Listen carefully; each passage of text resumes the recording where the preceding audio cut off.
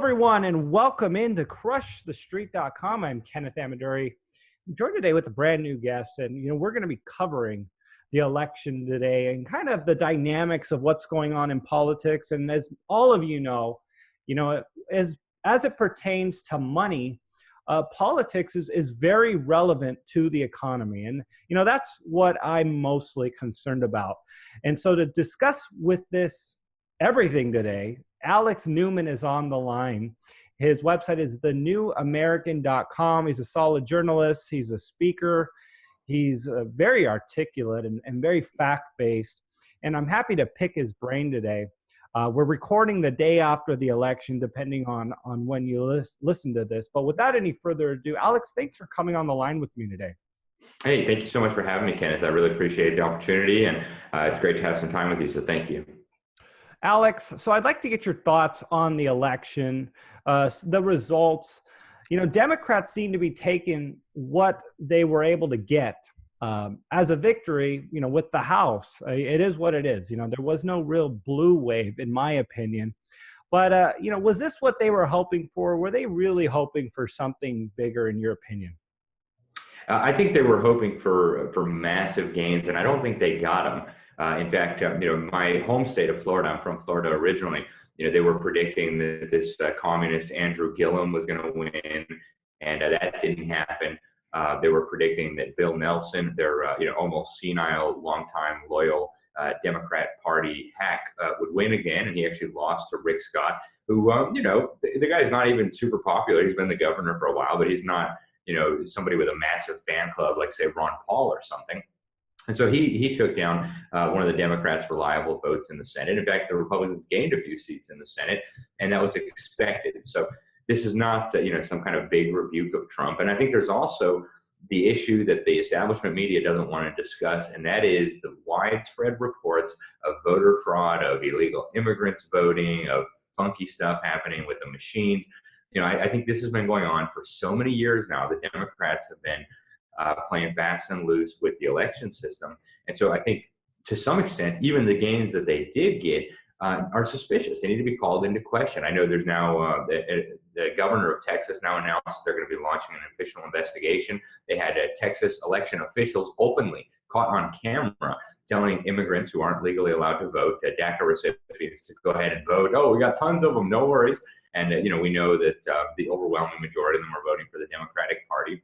We know that dead people have been voting for the Democratic Party over and over again. So I don't think this is what they hoped for. I think it was not quite a repeat of 2016 where, their hopes and dreams and all of their delusions went up in smoke in one go, but it's certainly not what they were hoping for. So in 2010, we had this massive Republican swing, and many would have called it a backlash against maybe, what we had in office, President Obama, and leftist policies. They flipped like 60 seats, and there was a large Tea Party movement and a lash out. And I really think that they failed to factor in Trump in this election. I mean, what Trump brought to the table. It wasn't so much people voting for these specific Republicans, but Trump campaigning at these rallies, drawing crowds of 30, 50,000, and then tens of thousands of people standing outside. So I say this is, why wasn't this covered more? How was it possible that Gillum, for instance, in many of the polls was up by large margins? It was supposed to be, an easy victory for him in Florida, but it wasn't. What's being missed by the, leftist media? I think the problem is they're not actually reporting to inform people. They're reporting so-called, and in fact, they're engaged in activism and deception to try to mislead people and to try to manipulate people. So they're not starting with truth, and we need to figure out how to convey this truth to the audience. They're starting out with, here's our agenda. How do we manipulate the audience into supporting it? Now, the good news is that they've failed incredibly spectacular. I mean, I think this is unprecedented in human history that the organs of information dissemination have lost all credibility with the public. I mean, this is just, this is kind of like on par with what we were seeing in the Soviet Union. People would read the fake newspaper, but everybody knew it was a lie. And I think we're almost approaching that in the United States. If you look at the polls, one of the ones that I saw after Trump was elected showed that 6% of Americans trust the media. Less than 1/3 say they have any trust in the media. Among Republicans, that's less than 15%. So at this point, if the press were to tell you that the sun came up, you'd have to go, to the window and make sure that was actually true, because they cannot be trusted for anything. And I think these last few elections revealed this. And I think one of the other things that the media missed, they're trying to act like these minor little victories for the Democratic Party were some big rebuke of Trump and what he stands for, his anti-globalist platform, his platform of getting rid of regulations and trying to, contain the size and the scope of government. One of the big things they missed is that Americans, many of them, are just disgusted with the Republican Party too. Just take most recently the Planned Parenthood issue. It's just such an obvious one. Basically, everybody running for office as a Republican at the federal level said, we're going to quit funding Planned Parenthood with your tax money. It was a big selling point for social conservatives. Even people who are okay with abortion don't like funding it with their tax dollars. They don't like Planned Parenthood shoveling millions of our tax dollars into Democrat campaign coffers. And yet, they just passed another budget right before the election, fully funding Planned Parenthood. I mean, we could have elected Democrats and gotten the same thing. They busted through the previous records on spending. So a big part of the problem, and I personally know multiple Republicans and Christians and conservatives who just stayed home. They said, you know what? It doesn't make any difference. Planned Parenthood is going to get funding anyways. The government's going to keep growing anyways. We're not going to get a wall. And so I think the media is really missing the story. They're trying to spin this phony narrative, and it's falling flat. And I think little by little, the American people are getting accurate information through alternative sources, and I think this has massive implications for the future. So, Alex, I'm curious then, as some of the things you said, Republicans not doing their job or not representing, conservative values in many ways, what does it mean now that we have, a Democratic-controlled Congress or House of Representatives, and how is that going to play into gridlock in DC and maybe the 10% additional tax cut for the middle class, the wall that you brought up, and now they're talking about Trump investigations. How do you see this effectively playing out now for the next couple years? I think the Democrats are going to do everything they can to try to sabotage Trump's agenda as it was articulated on the campaign trail. What really motivated Americans to go out and vote? Stopping globalism, stopping the rise at taxpayer expense in America of the mass murdering dictatorship in China, stop, for example, the mass immigration. All these things that animated American voters to go out to the polls. The Democrats and big parts of the Republican establishment, and I very much include House Speaker Paul Ryan, Senate Majority Leader Mitch McConnell, although he's kind of been brought to a heel a little bit more than Paul Ryan. They're all on the same page on this. So I think what we're going to be seeing is an intensification of the establishment's war on Donald Trump, of the deep state's war on Donald Trump.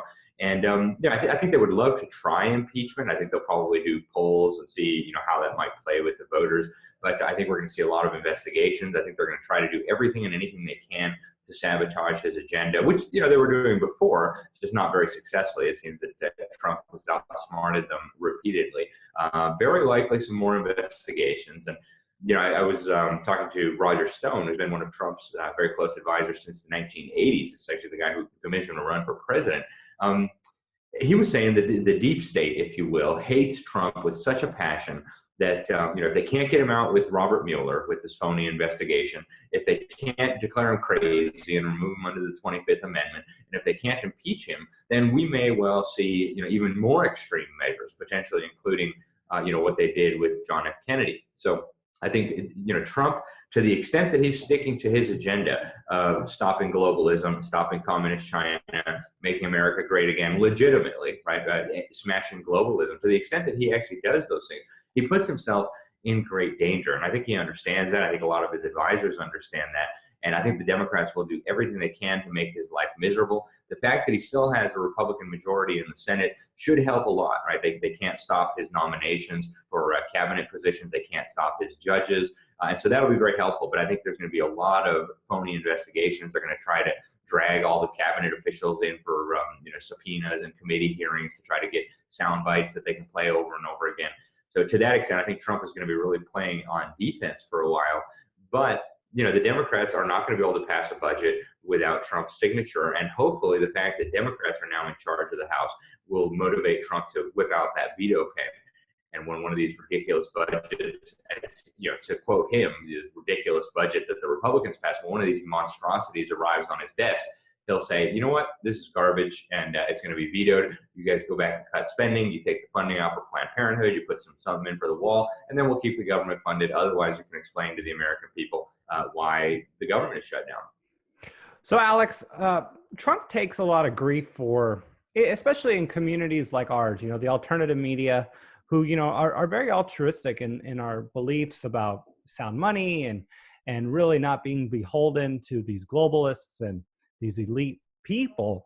But I see Trump as somebody who does what he needs to do to, move things along, be practical, but gets in many ways all of the different variables and deals with them. I think, trade is an example of that. A lot of libertarians really hate the fact that, he's starting these trade wars, but, I see it as political posturing. I mean, he's got a lot of different things that he's doing that is not binary. It's not just black and white that he's having to deal with. And I think he doesn't get the credit that he deserves for the position that he's in to advance, the country forward. I mean, it's just so many millions of different pieces that he's got to juggle. So, having said that, to what extent has Trump worked with the globalists? And do you feel like he is beholden to these globalists? I know you kind of alluded to that he's not, but, maybe you can talk about that a little bit. Sure. Well, I appreciate the opportunity to do that. And I think this is such an important question. And, I'll admit, I've kind of gone back and forth on this question. Trump will do something like, when he first launched those missiles at Syria, I was like, no, oh my goodness, what's happening here? This is not the Trump we elected. And then, once the dust settled, it was just a loose missile landed on an empty airfield somewhere. Nothing happened. CNN got to say he looks so presidential. The neocons got to lap it up. And then that was the end of it. And then they cried because they didn't get more war. One of the things that I am very concerned about right now, vis-a-vis the globalists, is this U.S.-Mexico-Canada trade agreement. I mean, this thing, according to the head of the Council on Foreign Relations, which is one of the premier, if not the premier, deep state globalist institutions here in the United States, the head of this organization said this was NAFTA plus TPP plus 10 or 20%, and we ought to pass it immediately. So, Trump's U.S. trade representative, Robert Lighthizer, is a member of this globalist Council on Foreign Relations. And, that becomes, I think, very problematic. But is Trump actually going to go to bat for this? I don't know. We'll have to see. If he does, I think that opens up some very serious questions. But if we look at his actions, right, I would say actions speak louder than words. And I agree. What has he done since he took office? Well, right away, he smashed the TPP, right? You had the Republican establishment behind that. You had the Democrat establishment behind that. You had the globalists behind it, the media behind it. Trump came in and ripped it out by the roots, said we're not doing it. He has withdrawn from so many UN agencies and organizations and agreements. I've lost track. We got out of the UN Human Rights Council. We're withdrawing from the UN Paris Agreement. We're withdrawing from UNESCO, the UN's education agency that wants to brainwash all the kids all over the world. Where we withdrew from the Global Compact on Migration, which was going to globalize immigration policy. And we told the International Criminal Court, you try to bring an American before that court, we're going to prosecute you, we're going to freeze your assets in the United States, and you're going to regret the day that the American's name came out of your mouth.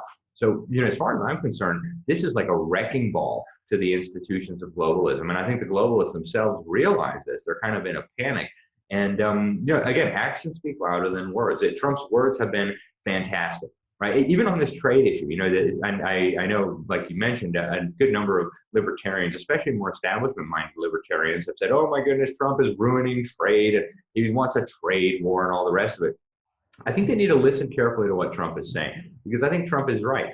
This is not an issue about free trade. Trump supports trade, and he said that very clearly. But what he doesn't support is a rigged system, a system that was designed by globalists for the purpose of merging the world's nations together under a single global system, and at the same time bringing America down to the level of other countries. Because what we have is not free trade. All the libertarians out there need to understand you're being misled by establishment libertarians. NAFTA was never about free trade. The World Trade Organization is not about free trade. These are about building the institutions of global governance. And who's going to argue that thousands of pages of arcane regulations and transnational tribunals and kangaroo courts and bureaucracies are free trade? That's the opposite of free trade.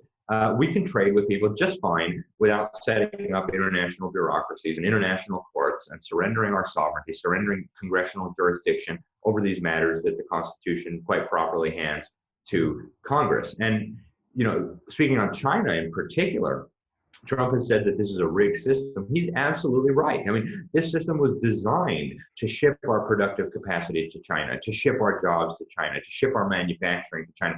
We're at the point now where we can't even keep a lot of our Air Force planes in the sky without parts from communist China. Now, what would happen if we ever went to war? What would happen if the communist Chinese wanted to pressure us and say, well, you know what? You just can't have any more parts for your aircraft planes. What are we going to do?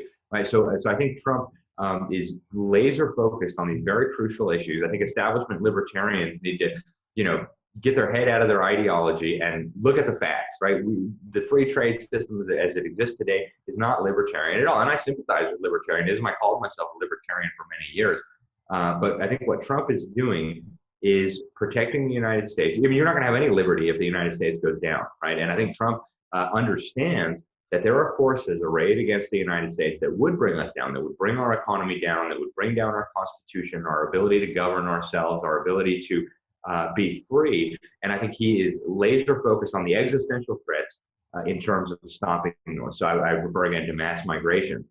Right? The reason the globalists are obsessed with the open borders, the reason that they are deliberately organizing massive moves of people from nations that do not share our culture, that do not share our history, that do not share our language, that do not share anything that defines Americans or even Western Christian civilization. You see it even more advanced in Europe.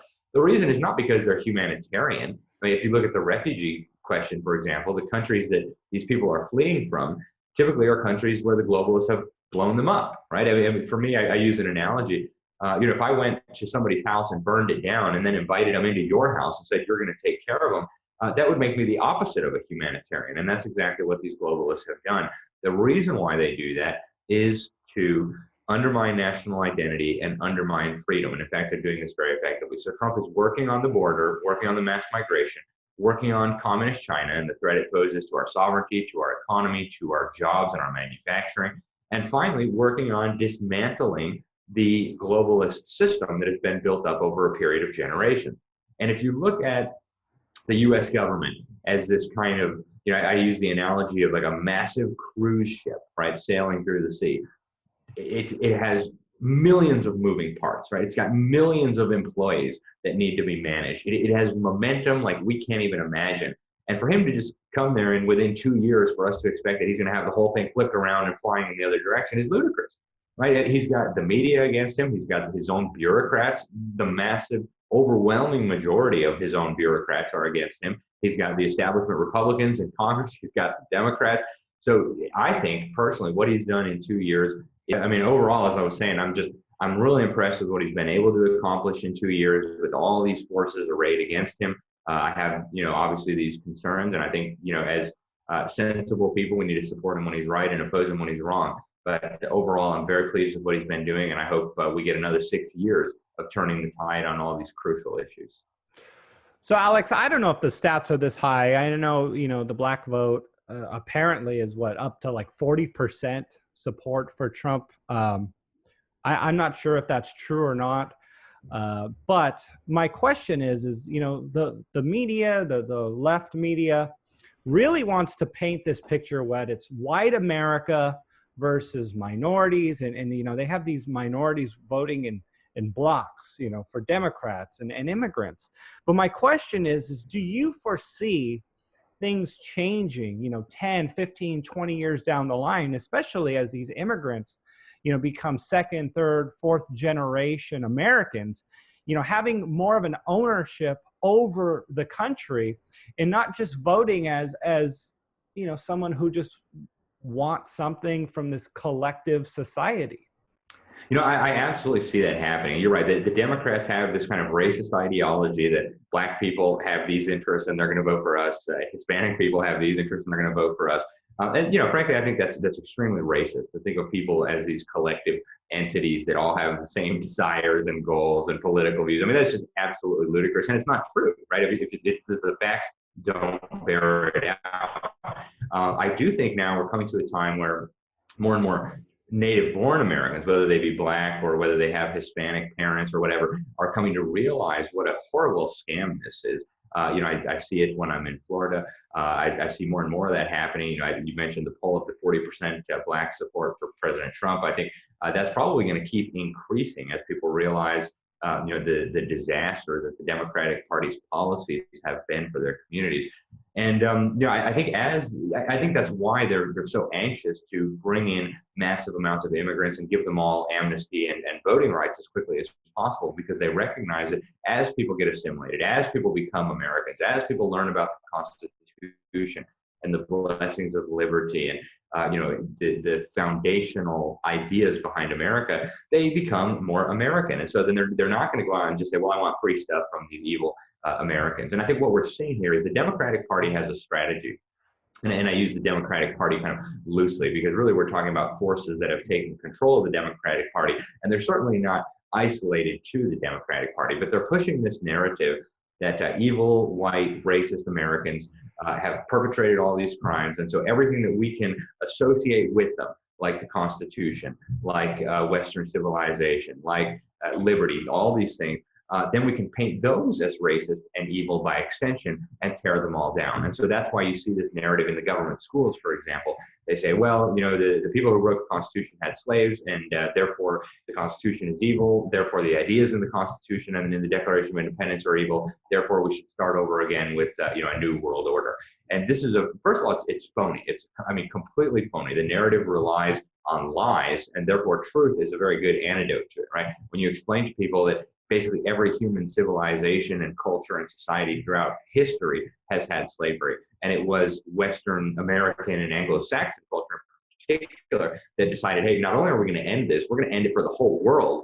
Then people start to think about this differently, right? And so when you demolish these lies with truth, not only do you neutralize the narrative, you bring in more allies. You get people who buy into the American idea, the idea of liberty, the idea of Western civilization, as it's developed over the centuries, who are not white and who recognize that these things are not inherently white either, right? It's the goal of the deep state, of the Democrats, of the establishment, if you will, is to divide people and to tear down the institutions that have protected our liberty for centuries at this point.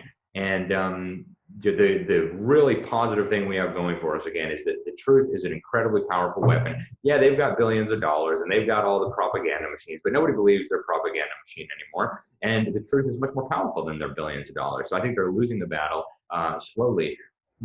Where we need to focus, I think, is really on the education system, because that is kind of their secret weapon, right? They figure if we can successfully brainwash even 75% of the 90% of the children that we have in the government school system, that's a big enough voting block that we can move our agenda forward. And so that's where we really need to be focusing, is getting the kids educated on economics, on liberty, on philosophy, on history, so that we can neutralize this agenda. So I think that's really where the big threat is mass importation of people who haven't had a chance to assimilate, and the government dumbing down and indoctrinating children in government schools.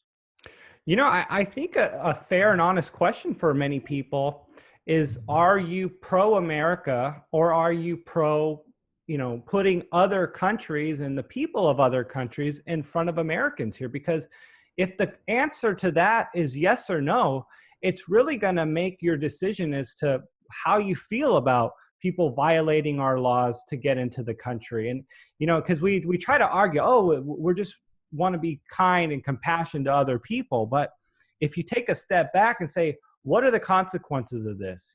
How should this be done in a way that's going to be good for the country? And if you're for a yes answer that you are pro-America, you have to answer that in a certain way. But if you don't care about that, you might be sympathetic to these reckless immigration policies. And I think that's a difficult thing to extrapolate and to break down, especially to a population that, doesn't largely look into these things at a really deep level and think about the deferred gratification, the long-term build out of a sound fundamental country. So maybe some thoughts on this. Yeah, I mean, absolutely. I think that's the real struggle here, is to educate people on these critical factors. I boil this all down to two things where we need to educate the American public. And, more and more people, I think, understand these things, but not enough to ensure that we're going to have a solid foundation to, perpetuate our country and our freedoms. Now, Sun Tzu used to say, if you know yourself and you know your enemy, you're going to win every battle, right? Whereas if you know yourself and not your enemy, you might win one and lose one. If you know your enemy but not yourself, you win one and lose one. If you don't know either, you're totally toast, right? And so what I say is we need to teach the American people about themselves. What is your heritage? What is your history? What is the truth about what the founders were trying to do? What did they really write in the Declaration of Independence? Not the baloney that you read in your fake seventh grade civics or history textbook. What did they really do? Why did they really do these things? Who were they really? So we need to teach the American people again about themselves. What does the Constitution actually say, right? I would wager to say that most Americans are clueless about the Constitution, right? I mean, separation of church and state, abortion, they just have a totally distorted picture of what it does, how it operates. They don't understand that it creates a republic that is designed to limit the power of government for the purpose of protecting our God-given liberties, as it's written in the Declaration of Independence. I mean, there's very little understanding of that among mainstream society, if you will. And so that's one of the first areas where we got to work. We got to make sure the American people understand themselves, their history, their heritage, their Constitution, because otherwise we'll fritter it all away and not even realize what we're missing, what we're losing. And I think that's crucial. Then on the other hand, we need to recognize that there is an enemy, if you will, that hopes to, to be blunt about it, enslave us, to take away our freedom, to take away our prosperity, and to bring us under what these guys constantly run around talking about as the New World Order, right? If you doubt it, just type New World Order into YouTube and you can watch George Bush and Bill Clinton and Joe Biden and all the rest of Henry Kissinger, David Cameron, the Prime Minister of the UK, blabbering about how we're going to move into this New World Order. And they tell you what it is, right? It's a global government where you're not going to have your nation, you're not going to have your ability to govern yourselves, you're not going to have your gun rights or your free speech rights or your ability to choose the education of your children or the ability to start your own business and manage it in the way you see fit or the ability to own your own farm and run it as you see fit.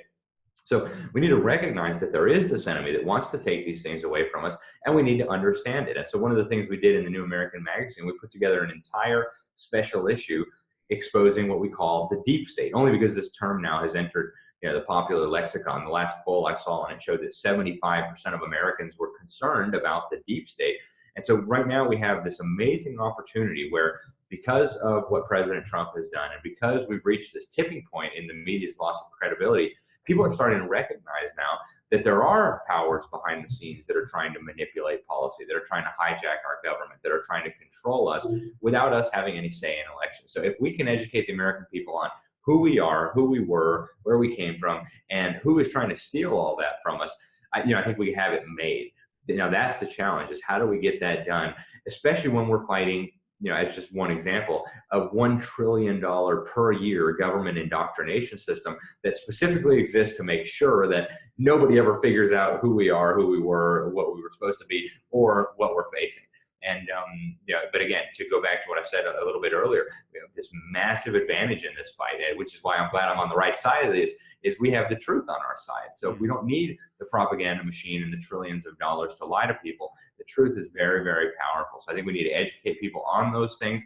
And I think if we don't, the consequences will be cataclysmic. But if we succeed, we can have this kind of new, amazing era of liberty and productivity and prosperity and a restoration of the family and of real education and of real art. I mean, just, think of the possibilities if we could be a free society once again. So, there is light at the end of the tunnel if we all work really hard. It's not going to be an easy job. We're up against some, pretty serious obstacles, but there's, good motivation to keep doing what we're doing. Alex Newman, everyone. Well, you're doing a great job with the work that you put out. If people want to learn more about what you do, your website, the work that you put out, maybe where you're going to be speaking next, just give them an idea of what you do, where they can go, and how they can find you. Awesome. Well, thank you so much for the opportunity, Kenneth. Thank you so much for having me on. So most of the time, I'm a journalist for the New American Magazine. I'm the foreign correspondent, so I'm actually over in Europe at the moment, gathering information. I'll be in Poland very soon for the UN Global Warming Summit. I try to go to as many of these as I can. So that's one of the things I do. I do a lot of journalism for the New American Magazine and some other publications here and there. You can find them if you look me up. I also teach at the Freedom Project Academy, back to the education thing. We went from like 20 students to almost 1,000 students in a period of just 8 years. We're trying to raise up kids who understand these things. And if people want to find more, I'm at thenewamerican.com. You can get the print magazine. If you go there, you can subscribe and you can get the daily headlines. Or you can look me up in any search engine. I'm on Twitter at Alex Newman _JOU, and at Facebook at Alex Newman, Alex J. Newman 86. And so people can find me there. And then if people want to reach me, my email address is normally listed at the bottom of my articles at the New American. And so thank you again, Kenneth, for having me. It's been a great pleasure. And thank you for what you're doing. Thank you, sir. I appreciate your time and appreciate you coming on the show with us today. Hey, thank you so much, Kenneth.